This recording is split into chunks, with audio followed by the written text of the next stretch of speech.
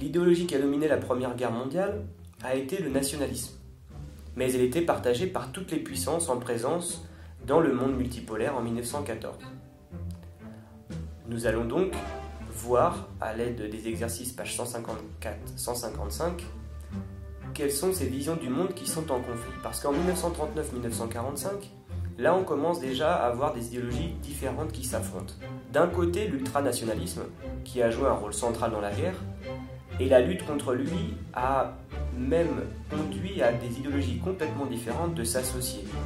Les États-Unis capitalistes, le Royaume-Uni capitaliste d'un côté, mais le communisme de l'autre. En Chine, des communistes chinois et des communistes capitalistes luttent contre les Japonais. Donc, si il y avait une seule et même idéologie qui dominait la Première Guerre mondiale, c'est-à-dire le nationalisme, de part et d'autre des deux camps, en 1939-45, on sait qu'il y avait d'un côté l'ultranationalisme et de l'autre des idéologies complètement différentes.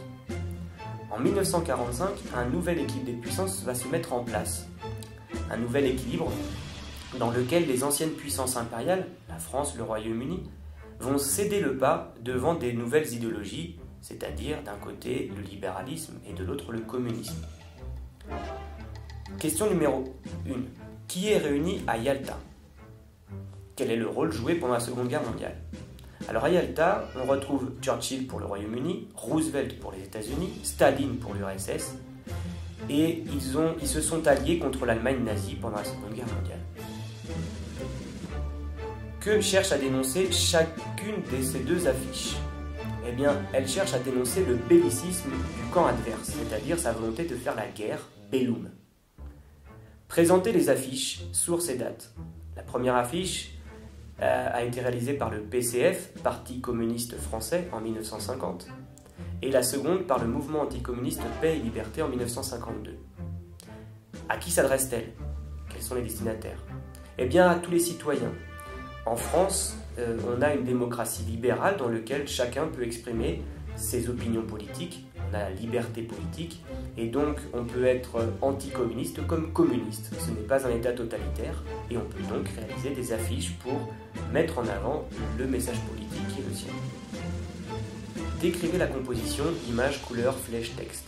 Sur la première affiche, on a un globe bleu, la couleur du capitalisme, centré sur l'URSS avec des flèches nombreuses qui piquent le bloc de l'Est.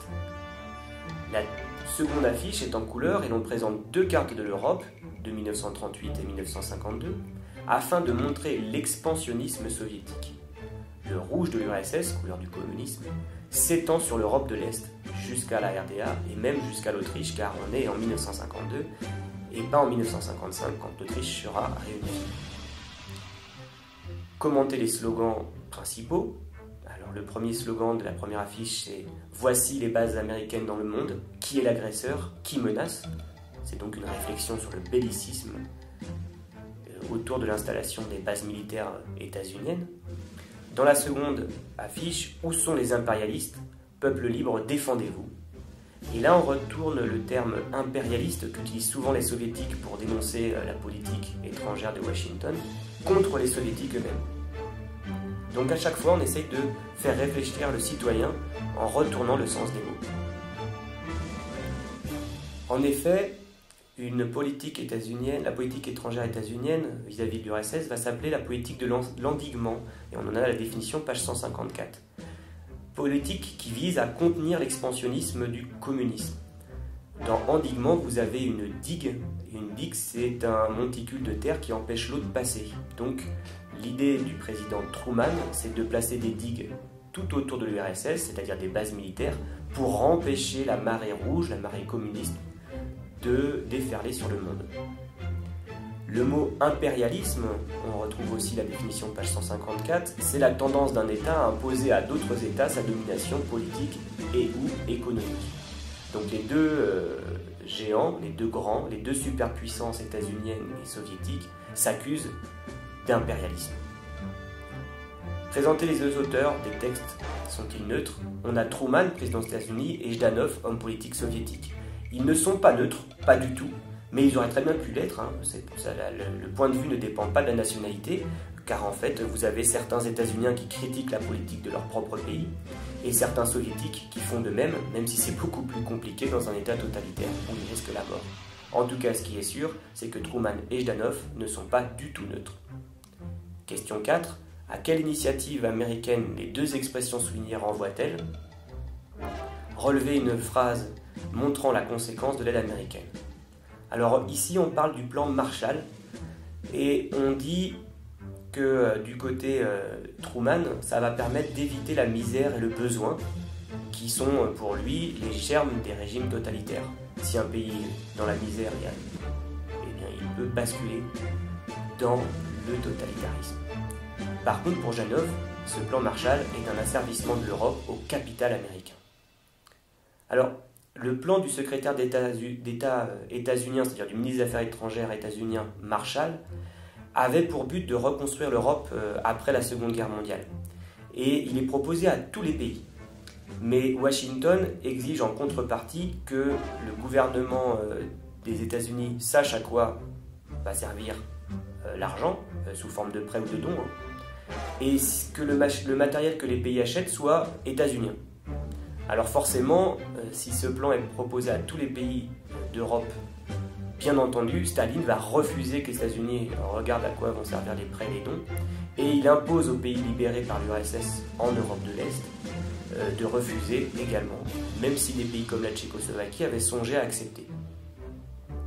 Donc dans la mise en place du monde bipolaire, les puissances peuvent passer par l'arme militaire, mais aussi par l'arme économique, comme on le voit avec le plan Marshall. Tous les pays qui acceptent le plan Marshall vont être placés du côté du bloc occidental. Pour Moscou, le plan Marshall n'est rien d'autre qu'un missile d'une autre nature qui est masqué sous l'aspect de la colombe de la paix. Alors voici maintenant la trace écrite. Grand 1, qu'est-ce que la guerre froide? Petit a, c'est un conflit opposant deux superpuissances. L'ONU est créée en 1945 pour maintenir la paix et la sécurité collective. Mais les relations se tendent malgré tout entre les deux superpuissances issues de la Seconde Guerre mondiale. Point. En 1945, les États-Unis sont la première puissance industrielle, commerciale, avec la première flotte commerciale du monde, financière, avec les 3/4 du stock mondial d'or, et militaire du monde, ils sont les seuls à posséder la bombe A. De son côté, l'URSS connaît des difficultés avec 20 millions de morts, la région la plus riche du pays ravagée durant la Seconde Guerre mondiale, mais à l'inverse, son prestige est renforcé et Moscou contrôle militairement l'Europe de l'Est.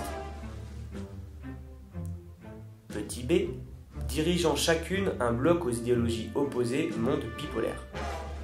Chaque superpuissance, ou grand ou géant, impose son idéologie aux pays de son bloc, une coalition d'États alliés. Point. L'URSS est communiste et les États-Unis ont une idéologie libérale et capitaliste. Point.